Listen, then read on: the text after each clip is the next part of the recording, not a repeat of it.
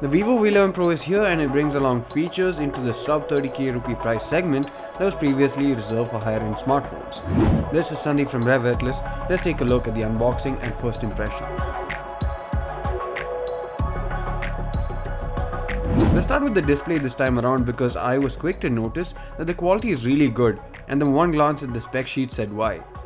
The V11 Pro houses a 6.41-inch Super AMOLED display with 19.5:9 aspect ratio. Apart from an obvious manufacturer, you don't really have much of an option for a smartphone with a Super AMOLED display in this price segment, so that's good to see. The 2340 by 1080 pixel display has good contrast and sharpness.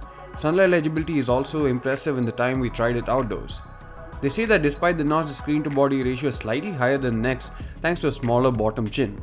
While I'm yet to do a side-by-side comparison, the chin is most definitely smaller. The phone is pretty sleek and its curved back fits well in your hands. It's shorter than a S9 Plus and a bit thinner, albeit wider, despite housing a larger display as well as a similar battery capacity. We have the gold color variant here, but there's a Starry Night variant too, which has a nice gradient finish to it. By default, there's 6GB of RAM to accompany the Snapdragon 660 chipset, and it's a welcome change to see a much better processor implemented in this lineup. There's 64GB of onboard storage that you can expand using the triple card slot that houses a dedicated microSD card slot. There's Android 8.1 Oreo out of the box with FunTouch OS on top. Apparently, Vivo has managed to pack an IR illuminator into that tiny notch, which is a surprise seeing how big the other notches on phones tend to be if there is a dedicated IR illuminator or face unlock technology within it. It works quick too, and you also get an under-display fingerprint scanner, which is still pretty much found on most Vivo phones at this point, and is the first time you're getting it in a sub 30k phone. It's also apparently the 4th generation of Vivo's in-display fingerprint scanning technology, which should make it faster and more accurate. We'll test both the face unlock and fingerprint scanning in detail soon.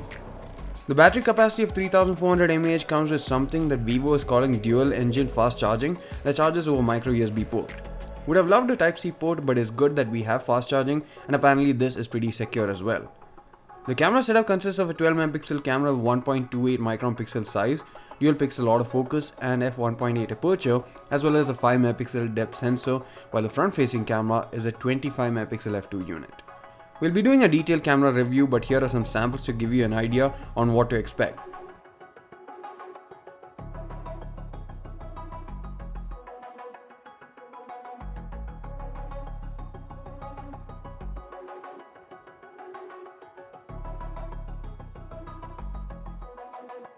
The Vivo Nex was a step in the right direction for Vivo. It was a really good phone that ticked most of the right boxes, if not all. Now the V11 Pro is here also with a good feature set. We'll be testing the smartphone out in detail during our review. Thanks for watching this video. See you again in the next one.